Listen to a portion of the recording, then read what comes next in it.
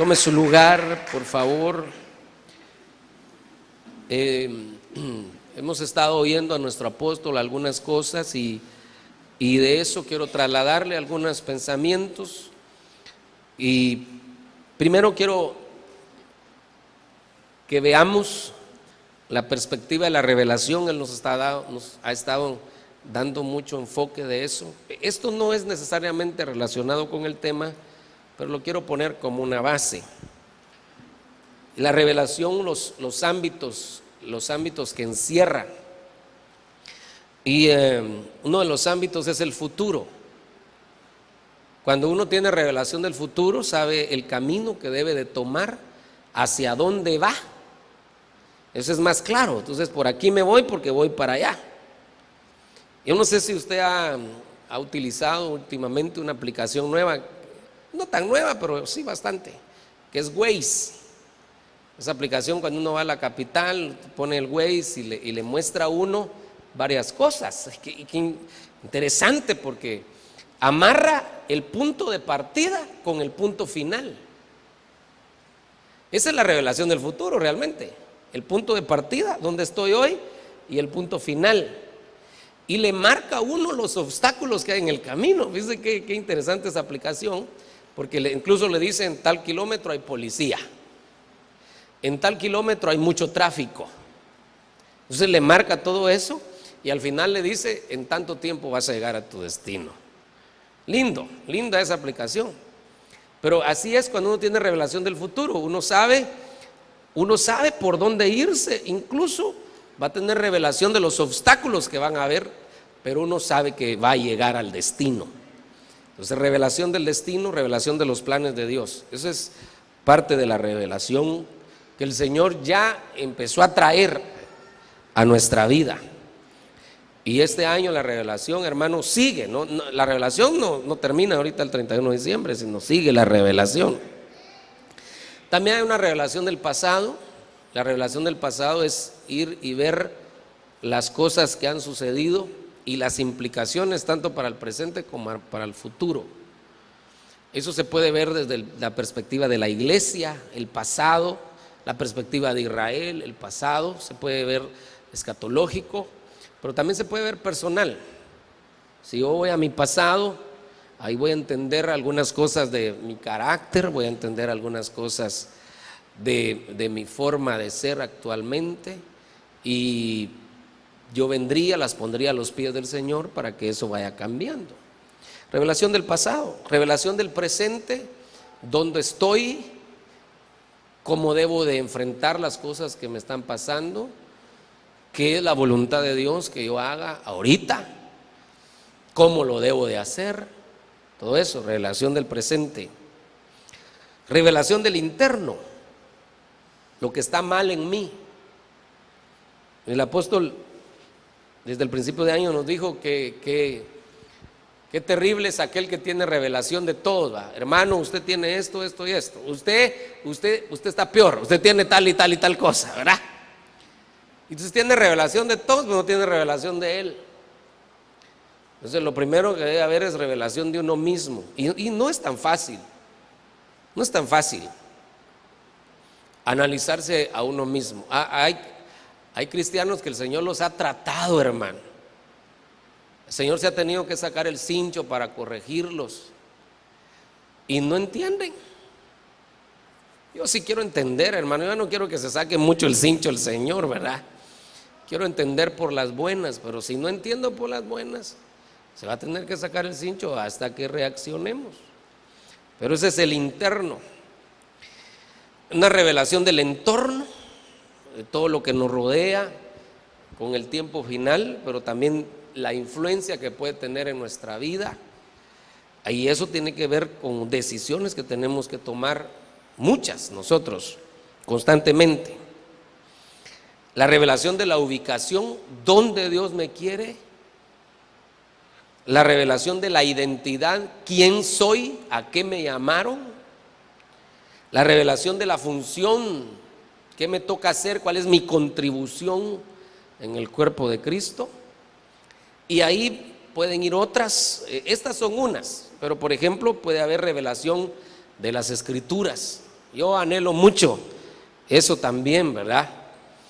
Entonces, cuando se habla de revelación, hay gente que se va a lo último, la revelación de las Escrituras, porque hemos amado la revelación, hemos amado la palabra. Pero qué triste que yo tenga revelación de las Escrituras, que yo pueda lograr investigar cuántos milenios el diablo estuvo sin caer, cuántos milenios estuvo como querubín antes de caer. Ya averigüé eso, qué bombazo. Y no tengo revelación de mi entorno, de mi interno. Entonces toda la revelación se complementa. Es bueno tener revelación de las Escrituras, pero también de mi interno. Es bueno tener revelación del futuro, pero también de mi presente y de mi pasado. Es bueno tener revelación del futuro, pero también de mi identidad y de mi ubicación. Todo eso es bien necesario. ¿Por qué estamos aquí? ¿Por qué está en esta iglesia? ¿Qué es lo que Dios quiere que hagamos cada uno de nosotros? Entonces todo eso es parte de la revelación, y que al final la revelación nos va a llevar a bendición. Cuando encajamos en los planes de Dios por revelación, viene bendición, porque entonces hacemos las cosas voluntariamente, contentos. Cuando nosotros nos enfocamos en la revelación de Dios y hacemos las cosas por revelación, viene bendición. Amén. Muy bien, entonces a mí me toca a veces aquí enfrente hablarle un poco de las Escrituras, abrir las Escrituras y trasladarle algunos remas. Pero eso debería ser un grano que nos debería de activar las otras revelaciones, para que nosotros podamos ser personas llenas de bendición de Dios. Amén. Muy bien.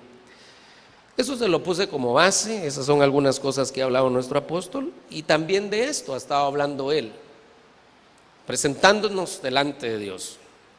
Yo quiero poner esa base y de ahí sacar algunas astillas, algunas lecciones, y poderlo ministrar. Entonces vamos a leer el Salmo 42:1, que dice, para el director del coro, másquil de los hijos de Coré: como el ciervo anhela las corrientes de agua, así suspira por ti, oh Dios, el alma mía.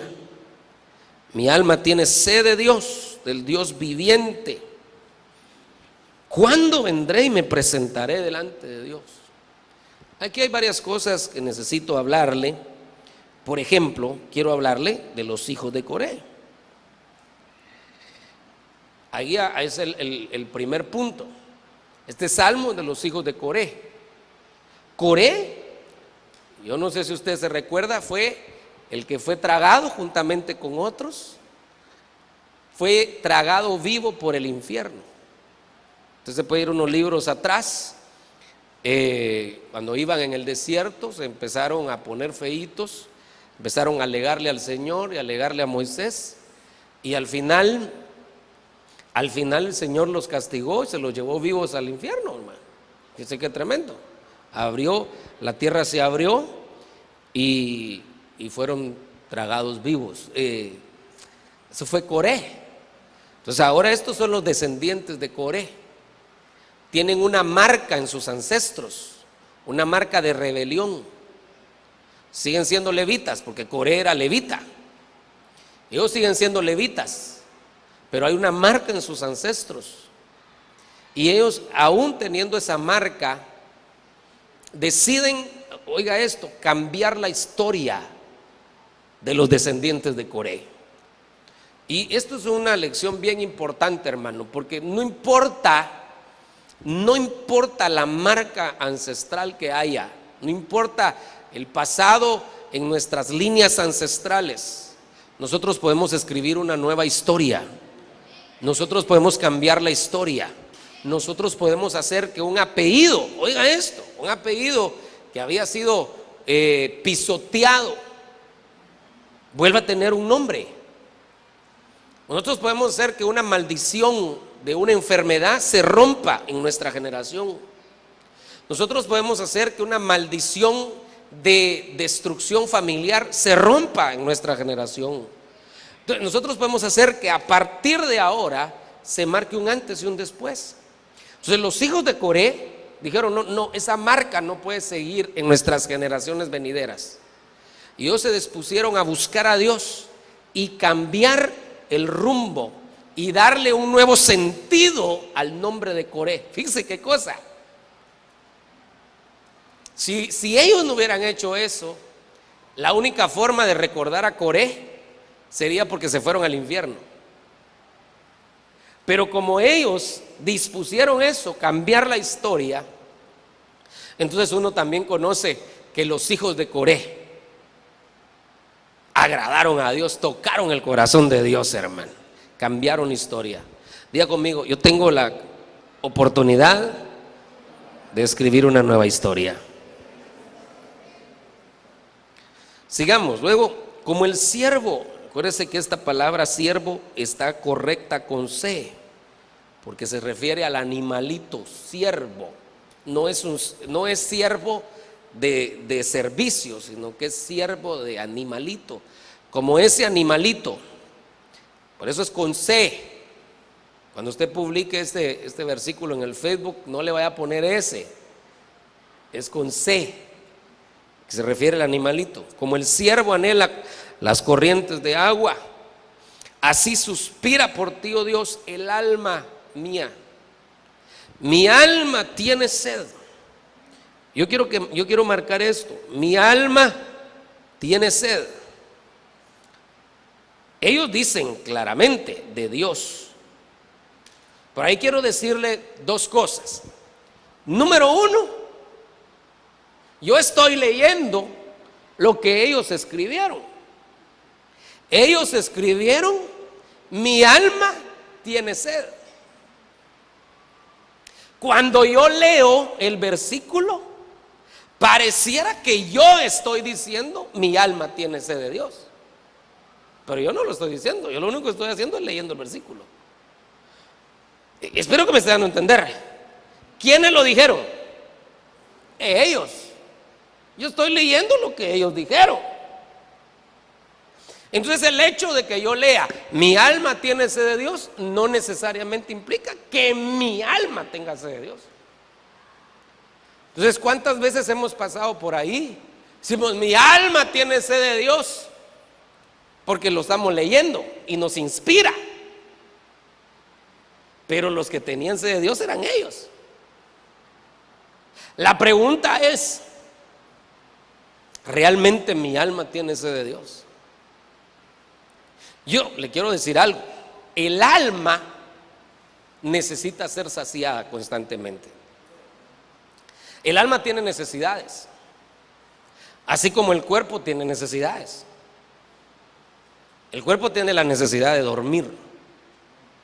Es necesario dormir, hermano, y dormir bien. Una de las consecuencias, estábamos viendo la vez pasada con Ronald, es que el que no duerme bien, ¿cuáles son algunas consecuencias, vos? Oiga, pues, oiga, le voy a poner el micrófono aquí a que les da dolor de cabeza, se enojan, le da pérdida de memoria, estrés. cosas como esas. Y pues te faltó una: un mal carácter. ¿O lo dijiste? No. ¿Ah? Enojo, sí.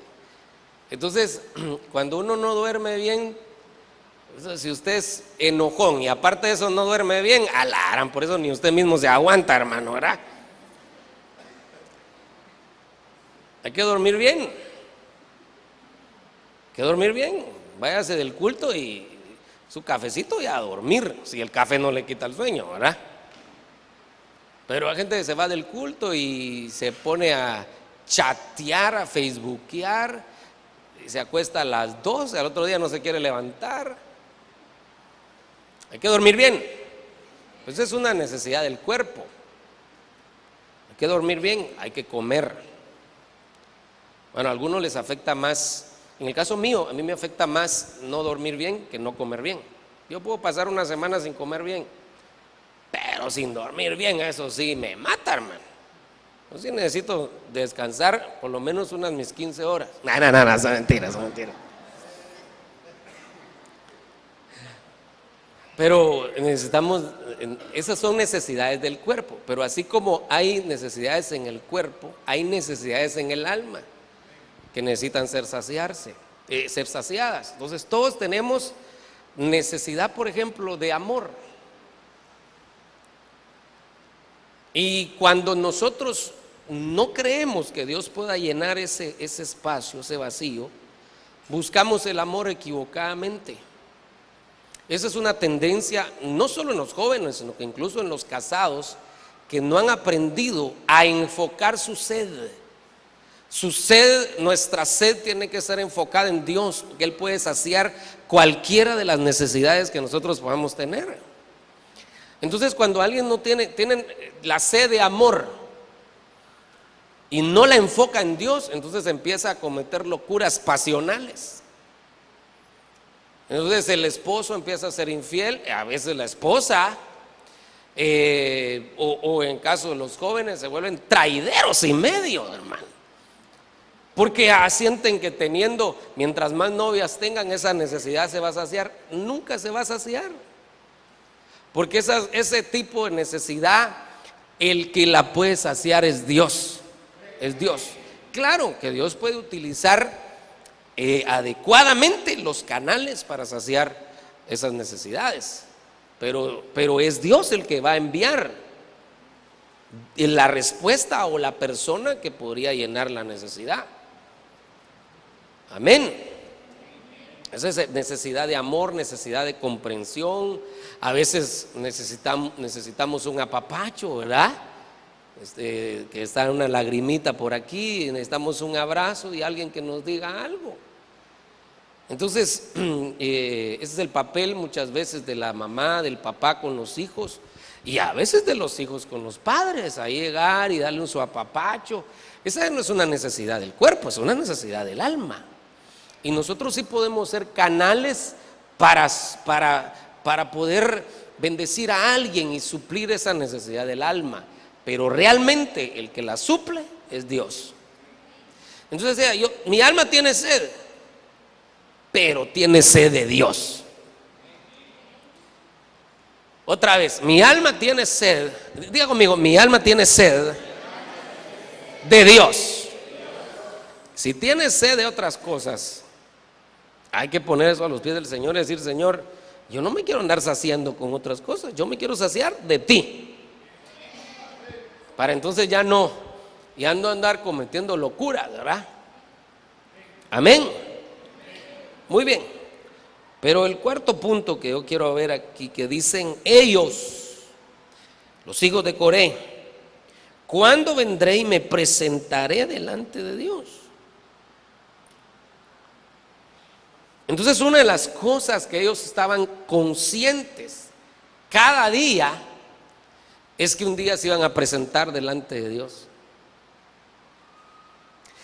El cristiano, bueno, realmente todo humano, aún el que no es cristiano, debería estar consciente que un día se va a presentar delante de Dios. Pero sobre todo el cristiano. Mire, Dios podría decirnos: hoy te toca presentarte delante de mí. Te venís, quiero que haya mucho tiempo en la tierra, venite aquí te voy a cuidar yo. ¿Qué pasaría? Porque Él es el soberano, es el dueño de nuestra vida. ¿Sí o no? Entonces Él podría decir, me lo llevo hoy. Y ese día nos toca presentarnos delante de Él.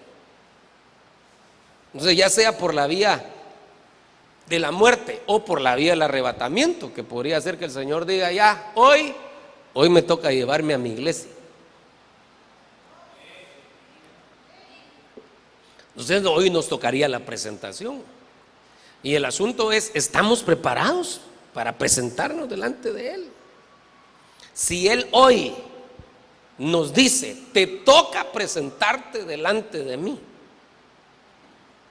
estaríamos preparados para presentarnos delante de Él. Porque esos son los hijos de Coré. Ellos todos los días, ¿cuándo me toca? ¿Cuándo me toca presentarme delante de Él? Entonces todos los días, como ellos estaban conscientes de eso, todos los días se preparaban. ¿Cuándo me presentaré? ¿Cuándo me presentaré? ¿Cuándo? Pero eso era de todos los días. Así que todos los días usted y yo nos tenemos que preguntar: ¿cuándo me presentaré delante de Dios? Mire, puede ser hoy, puede ser mañana, puede ser dentro de un mes, puede ser dentro de un año. Pero uno tiene que estar todos los días preparado para presentarse. Yo le quiero decir algo: si no estoy preparado para presentarme, de todas maneras me voy a presentar. Solo que sé decirle que ya en esta segunda presentación, por así decirlo, nosotros sí nos van a tomar en cuenta cómo nos presentemos. ¿Se acuerda cuando nos encontramos con el Señor Jesús? A Él no le importaba cómo viniéramos. Podíamos venir ebrios, drogados, destruidos, o como viniéramos, no importa. No importa, Él extiende su cetro de misericordia y nos pasa de muerte a vida, porque en ese momento no importaba la presentación, porque lo que importaba era el trabajo que Él hizo por nosotros en la cruz del Calvario. Ahí no nos exigieron nada para la salvación, porque el Señor Jesús lo hizo todo. Bendita misericordia de Él, ¿verdad? Pero ahora ya somos salvos, ahora para presentarnos ya nos exigen cosas. ¿Cómo vas vestido? ¿Se recuerda aquel que pasa en revista y dice: ¿y por qué no estás vestido adecuadamente? Él ya era salvo, por eso estaba ahí, si no, no hubiera estado ahí. Pero no iba vestido adecuadamente. Entonces se presentó, pero no fue aprobado, porque no llevaba el vestido adecuado. Entonces, si usted y yo hoy nos llamaran a la presencia del Señor, de todos modos nos vamos a presentar delante de Él. Pero el asunto es que seamos aprobados en esa presentación. Eso es lo que el Señor quiere, es que estemos listos, no para presentarnos únicamente, sino para presentarnos de la manera correcta, para que seamos aprobados en esa presentación. ¿Sí me estoy dando a entender, verdad? Entonces ellos tenían la conciencia de que se iban a presentar. Le voy a hacer una pregunta, no me la conteste. ¿Estamos conscientes de que vamos a presentarnos delante de Dios y nos van a pedir cuentas de todos los elotes que nos comimos? No para mandarnos al infierno, sino para cuestión de galardón o no galardón. Nos van a pedir cuentas. Nos van a pedir cuentas de aquella vez que renegamos cuando nos tocaba servir. Nos van a pedir cuentas.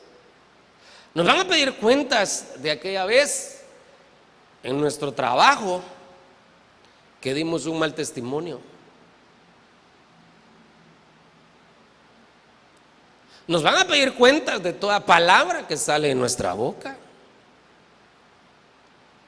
Nos van a pedir cuentas de aquella persona que nos dijeron que le habláramos de Jesucristo. El Espíritu Santo puso ese deseo en nuestro corazón y no le hablamos. Yo no sé si usted sabía eso. Eso ya no, yo no le voy a pedir cuentas a usted, ni usted a mí. Nos van a pedir cuentas hasta de cuáles fueron nuestras prioridades cuando administrábamos el dinero. Nos van a pedir cuentas cuáles eran las prioridades de nuestra vida. Nos va a tocar que presentarnos delante de Dios. Puede ser hoy, puede ser mañana, no sé cuándo, pero tenemos que prepararnos para presentarnos delante de Él. Los hijos de Coré eso lo mantenía. Si mi alma se enfoca en que Dios puede saciar mi sed y yo estoy consciente que me tengo que presentar delante de Dios, entonces yo voy a tener un caminar diferente. El cristiano que está consciente de eso va a caminar diferente. Tiene que caminar diferente. Yo anhelo que seamos una iglesia diferente, pero no porque cantemos coros diferentes, no porque la doctrina sea diferente. Está bien eso, pero que sea una iglesia diferente, porque seamos cristianos, que tengamos una forma de pensar, hermano, diferente cada vez más, de acuerdo a lo que Dios quiere para nuestra vida. Dígale que está a la par suya: no se te olvide que nos vamos a presentar. Se lo voy a decir yo a usted, después usted me lo dice a mí. Hermano, no se le olvide que nos vamos a presentar delante de Dios. Ahora dígamelo usted a mí. Pastor, diga.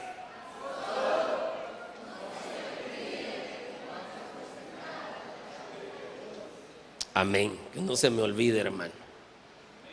Porque si se me olvida, puede ser que yo no haga mi trabajo como lo tengo que hacer. Puede ser que se me olvide que usted es oveja de Dios y que me la encomendaron para cuidarla. Puede ser que se me olvide eso. Así que no se me olvide que me puedo presentar delante de Dios cualquier momento, o en el momento del arrebatamiento, ¿verdad? Amén. Muy bien, entonces esa conciencia de presentarse delante de Dios. Aquí yo quiero sacar estas espigas de aquí, y es que hay tres presentaciones de las cuales podemos aprender mucho. Los judíos se presentaban delante de Dios, se presentaban según la edad, y habían tres presentaciones: a los 8 días de nacido, a los 12 años y a los 30 años. A los 8 días de nacidos los presentaba el papá, el padre biológico. Le vamos a poner aquí bebé. A los 12 años de edad los presentaba el padre espiritual. Era el sacerdote que los evaluaba, y ahí ellos tenían que contestar preguntas acerca de la Torá. Y esa se llamaba la fiesta del Bar Mitzvah o del Bat Mitzvah. En ese momento se declaraba: este es hijo del mandamiento. Eso quiere decir Bar Mitzvah o Bat Mitzvah, hijo o hija del mandamiento. Era el padre espiritual el que decía: este es un Bat Mitzvah o un Bar Mitzvah. Pero un Bar Mitzvah hombre, un Bat Mitzvah hija.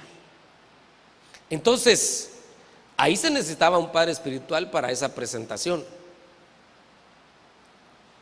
Hay gente que ya los presentó su padre biológico, pero no los ha presentado su padre espiritual. Ahí tiene que haber instrucción, enseñanza, ministración, etc. Y a los 30 años los presentaba Dios mismo, el Padre Celestial. ¿Se recuerda al Señor Jesús?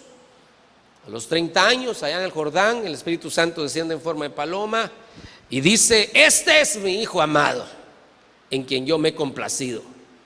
Entonces ya aparece el Padre Celestial presentando. Entonces primero presentó el Padre biológico, después el Padre del alma y después el Padre espiritual.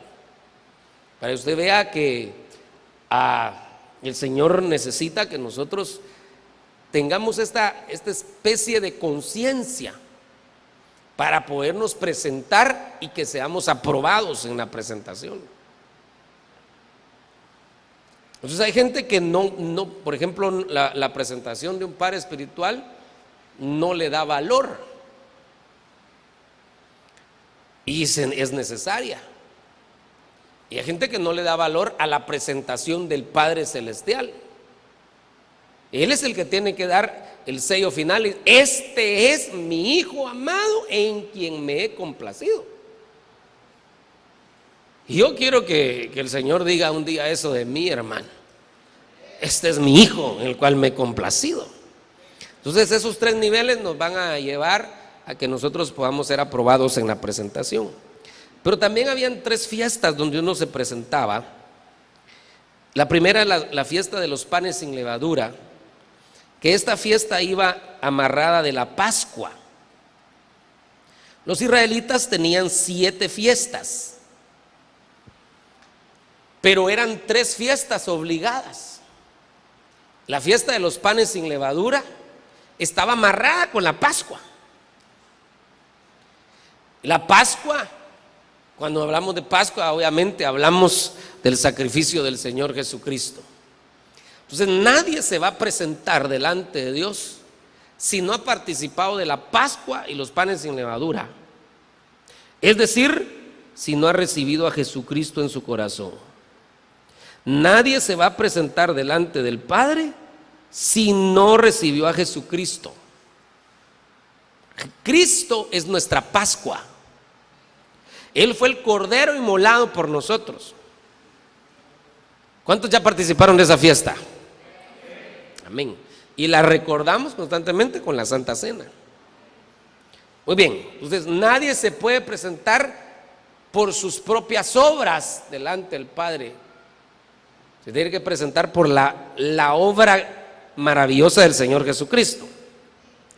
Luego, entonces sí hay otra presentación, que es la presentación en el Pentecostés, que esta estaba amarrada a una fiesta que se llamaba la de las semanas, que eran 7 semanas, eran 49 días, y en el día 50 se daba el Pentecostés.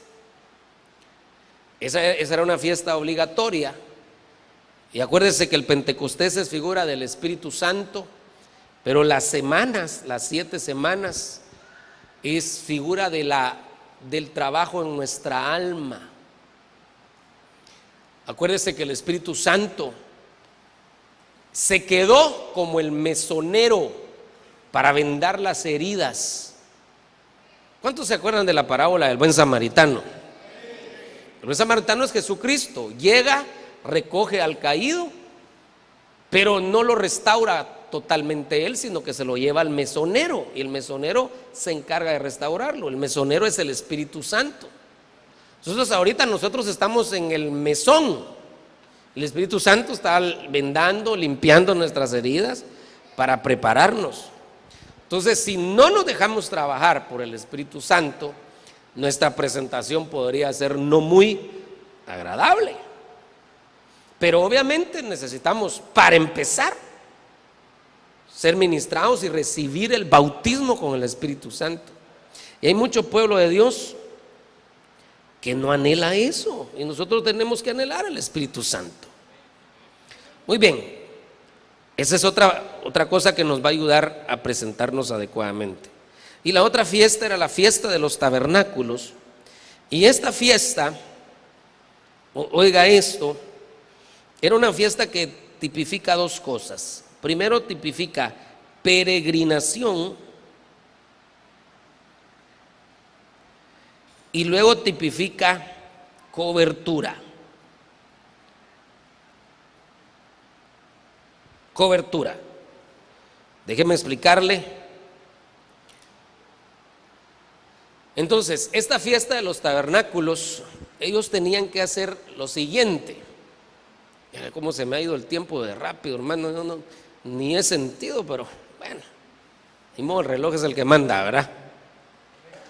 Pero téngame paciencia. No nos vamos a ir más allá de las 12 de la noche para que usted duerma bien. Pero fíjese que esta fiesta ellos la hacían para recordar su peregrinación. Y lo que ellos tenían que hacer era ir al campo y conseguir 5 tipos de rama. No 6, no 7, no 4, no 3. 5 tipos de ramas. Esos 5 tipos de ramas representan a los 5 ministerios y representan la cobertura de los peregrinos. Entonces mire pues, ellos iban, traían esas ramas y hacían su champita, ya sea en el patio o en la terraza. Y esa semana ellos no se dormían en su cama ni en su casa, sino que ellos dormían en esa champita. Y dormían afuera, sin comodidades. Fíjense qué cosa. Prácticamente descubiertos porque no estaban en su casa, pero realmente sí estaban cubiertos por esos 5 tipos de rama. Entonces esos 5 tipos de rama es la cobertura de los 5 ministerios que son para los peregrinos. ¿Cómo nosotros nos vamos a asegurar una buena presentación delante de Dios? Que no se nos olvide que somos extranjeros y peregrinos en esta tierra. Vamos de paso. Vamos de paso. No importa cuántos años usted viva sobre la tierra. No importa cuántos logros usted tenga sobre la tierra. El día que el Señor se lo lleve, usted le pueden echar sus títulos universitarios ahí en su cajita. Le pueden echar una copia de la libreta del banco con los millones que pueda tener. Pero esa no le sirve para nada del otro lado. Para nada. Acuérdense que estamos en no le estoy diciendo que no estudie, por favor. Al contrario. Yo sí quisiera que los jóvenes se pusieran las pilas, hermano, y que salieran adelante, ¿verdad?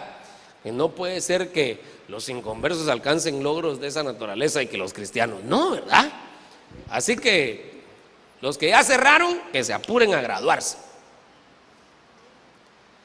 Y los que abandonaron la universidad, que regresen. Y los que no se han metido, que se metan a la universidad. Estamos de acuerdo con eso y los instamos a que hagan eso. Pero eso no es lo más importante en la vida. Ese es el punto. Eso es algo complementario, algo que nos va a ayudar a vivir bien, tal vez, porque vivir bien no solo es tener una buena cama, sino tener una buena compañía.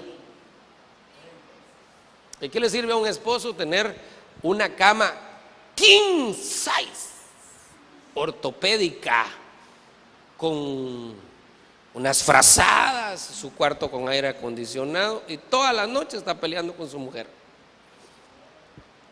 No sirve nada. Entonces,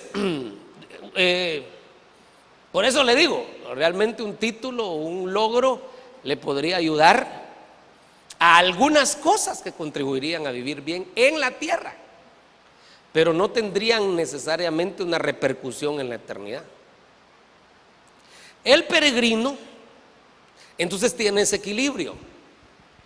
Sabe que los logros en la tierra le pueden servir, pero no pone su corazón en ellos, sino pone su corazón en las cosas eternas.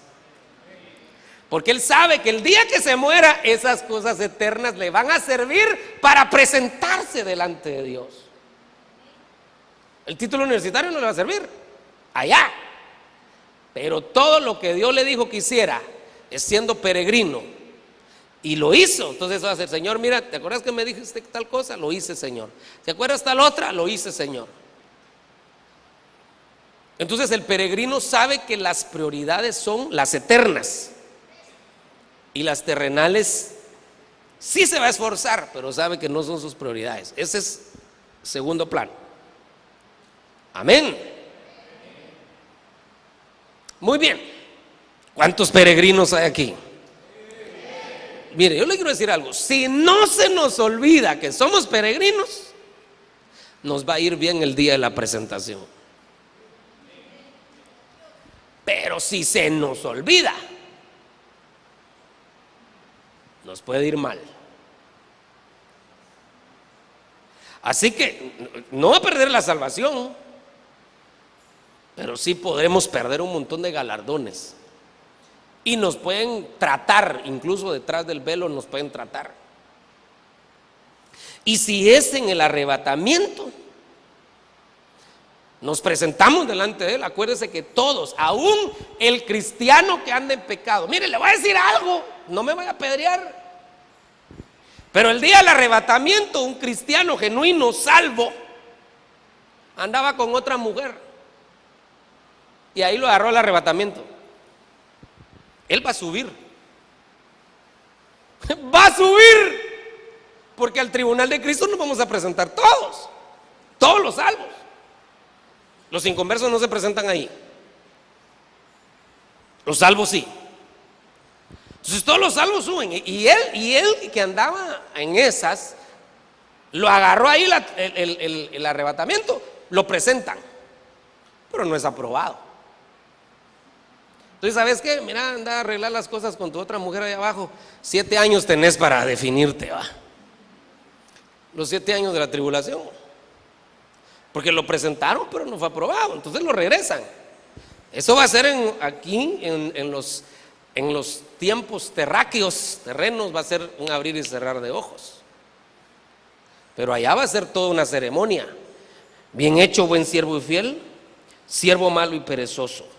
En lo poco fuiste fiel, en lo mucho te pondré. A las tinieblas de afuera.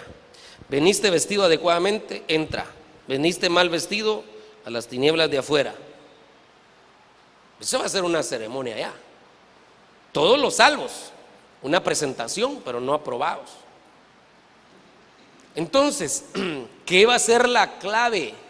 Que no se nos olvide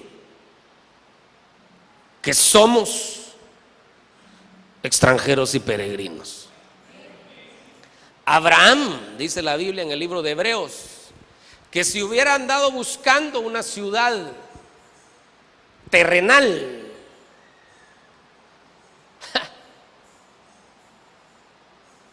probablemente se hubiera enamorado de algunas equivocadas. Estoy parafraseando, ¿verdad? Incluso, dice el libro de Hebreos, hubiera tenido la oportunidad de regresarse, porque el lugar donde salió era muy próspero. Pero él no buscaba una ciudad terrenal, sino que buscaba una ciudad cuyo arquitecto y constructor es Dios, y que está allá. Él dice que fue extranjero y peregrino en esta tierra, y dice la Biblia de él y de los otros que por lo tanto Dios no se avergüenza de llamarse Dios de ellos. Mire, yo quiero, si quiere leámoslo, hermano, por el amor de, mire el tema, yo todavía voy en la introducción, así que no, ahí cuando regrese terminamos de hablar de aquí de esto. Pero así que no me estoy afanando por terminarlo, pero estoy dejando que el Espíritu Santo nos ayude, ¿verdad? Y hasta donde Él nos lleve. Pero yo quiero que veamos Hebreos 11. Vamos a ver. Mire, desde el versículo 13.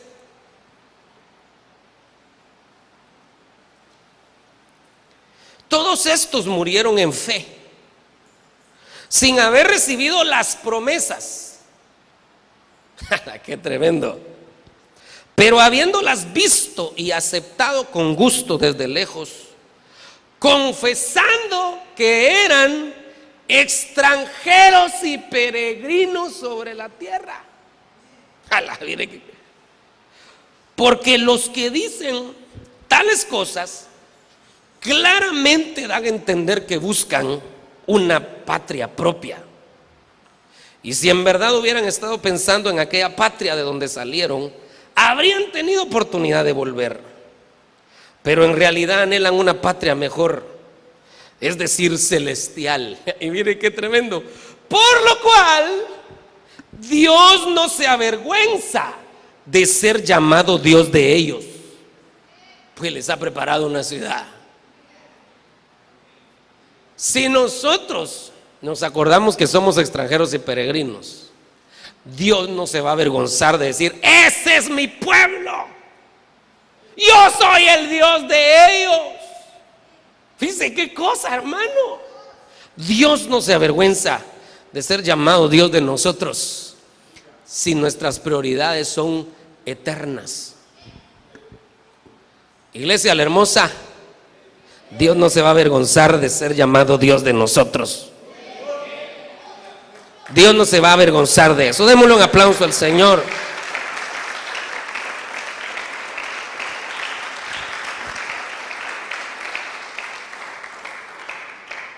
Muy bien. En esto estamos, ¿verdad? Muy bien. Quiero terminar porque ya se me fue el tiempo. Tenía otras cosas que decirle ahí, pero quiero que veamos esto. Segunda Timoteo 2:15.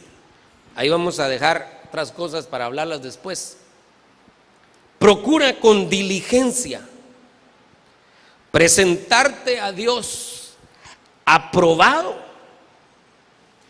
como obrero que no tiene de qué avergonzarse, que maneja con precisión la palabra de verdad.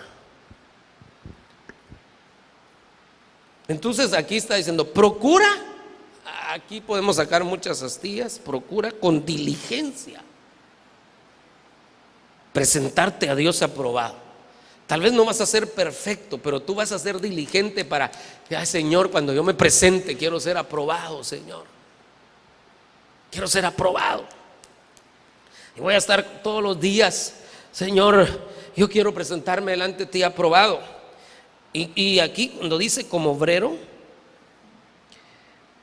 pues es alguien que no es pasivo, sino que es alguien que se involucra en los asuntos de Dios. Y luego dice que no tiene de qué avergonzarse. Perdone, esta es una pregunta que no me tiene que contestar. La siguiente sí, pero esta no. ¿Tiene algo usted o yo? ¿Tenemos algo de qué avergonzarnos? Oiga esto, no es para que el hermano de la par lo sepa, ni para que yo lo sepa, ni para que usted lo sepa, no, no, no. Si yo tengo algo que me avergüence, ese es un indicio que todavía no estoy listo.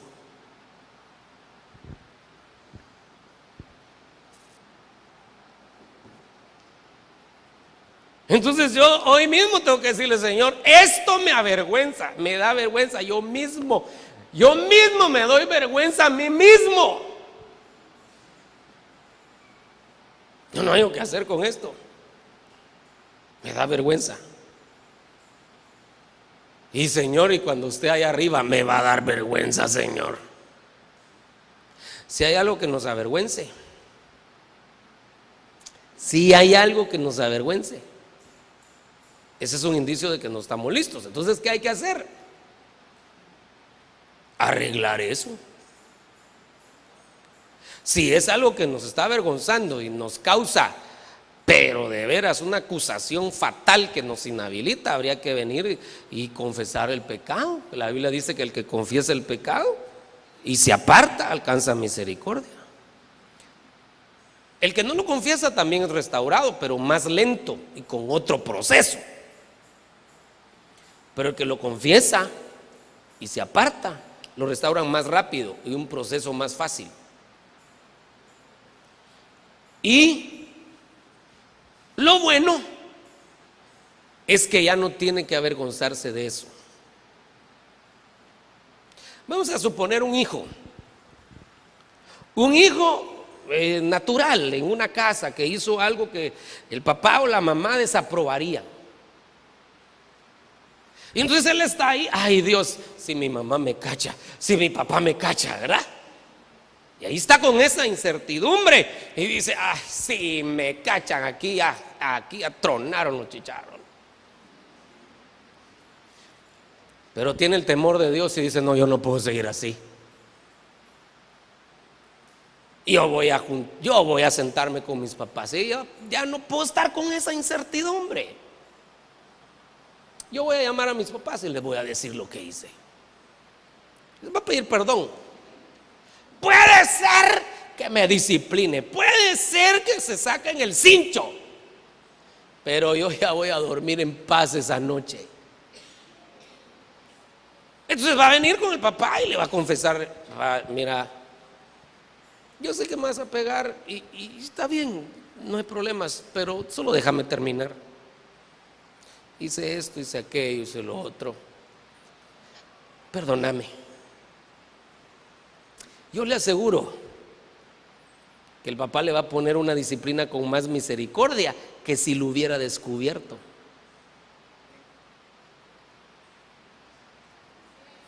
¿Y sabe qué? Aunque el papá se saque el cincho, lo discipline, va a dormir tranquilo esa noche. ¿Y de qué se va a avergonzar si ya los padres ya lo saben? Es más, a veces hay hermanitos que manipulan, ¿va? ¡Ajá! Si no haces tal cosa, le digo a mi papá. Pero como ahora él ya lo confesó, entonces el hermanito ya no lo va a poder manipular. Le digo a mi papá: no, si yo anoche se los dije, no hay problema. Ya no va a tener esa vergüenza. Entonces, una de las cosas que necesitamos es sacar de nuestra vida las cosas que nos avergüenzan. Y si estoy haciendo cosas que me avergonzarían, que me avergonzarían en público, las estoy haciendo en secreto y en público me avergonzaría, pues es hora de cortar con eso, decir: no, yo ya no quiero. Si esto me causa vergüenza, no estoy listo todavía. Así que yo quiero ponerme a los pies del Señor y que Él haga conmigo lo que Él quiera, pero ya no puedo seguir así. Amén. Entonces, si me ayudan con el piano, por favor, procura presentarte a Dios aprobado. Aprobado. No te presentes a ver qué dice Dios, a ver cómo salgo del examen. Como aquella gente que se examina: en el nombre de Jesús voy a ganar, y no estudió, ¿verdad? No, yo sé que Dios nos da la sabiduría, la inteligencia y la gracia, pero no es un protector de alcahuetos, de haraganes. No es alcahuete. No sé si me voy a entender. Muy bien. Y mire cómo termina aquí: que maneja con precisión la palabra de verdad. Entonces aquí hay algo que le quiero dejar en su corazón. La palabra de verdad, hablemos de la doctrina, la enseñanza, no debe estar solo aquí, sino que debe estar en nuestras manos, en nuestro hablar, en nuestros pies. Cuando dice que manejo con precisión la palabra, es que la entendí, pero bajó a mi corazón y está cambiándome cada día. Hay mucha gente que maneja muy bien la doctrina, los misterios de Dios. Sí, hermano, los 10 cielos ya me los sé de arriba para abajo y de abajo para arriba, hermano. Póngame a predicar de la reina del cielo, hermano, yo ese tema lo manejo bien. Bueno, aquí, pero aquí no está pasando nada.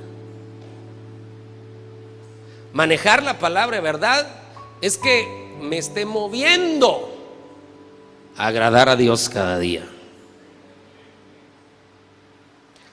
Entonces, si yo no tengo de qué avergonzarme y manejo la palabra en mi vida y esa palabra me administra diariamente, entonces voy a ser aprobado cuando sea presentado delante de Dios. Amén. Muy bien, vamos a dejar hasta ahí. Quiero pedirle que se ponga de pie, hermano. No ajusté ni la hora. Mire, creo que son 50 y algo.